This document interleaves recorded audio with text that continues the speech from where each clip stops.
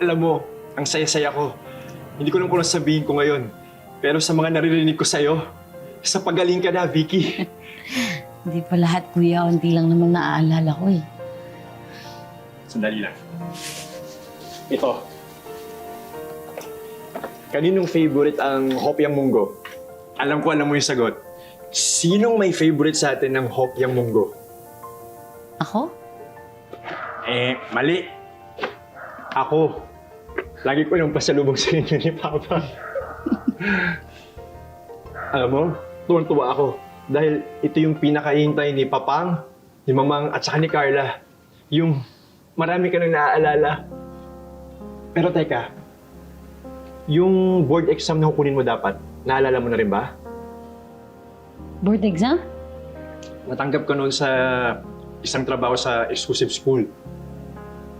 Meron kang 3 years contract para makapagturo, pero kailangan mo munang pumasa sa board exam para sa mga teachers.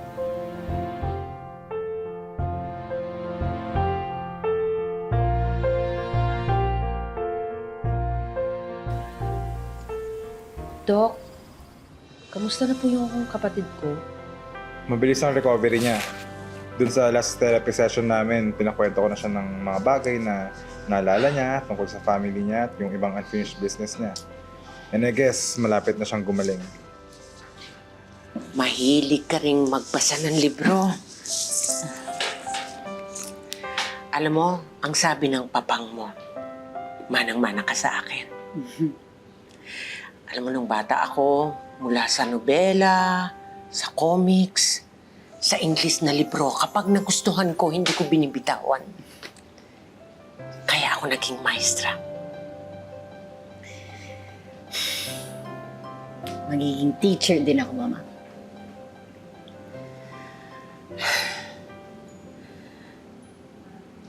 Baka hindi na pagtuturo ang para sa'yo, anak. Bakit naman po?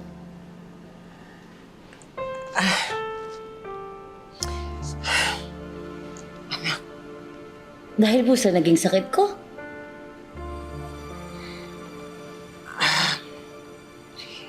Anak, kapag ka naging guro ka, marami kang kakapisaduhin para ituro mo sa mga batang tuturuan mo. Naintindihan mo ba?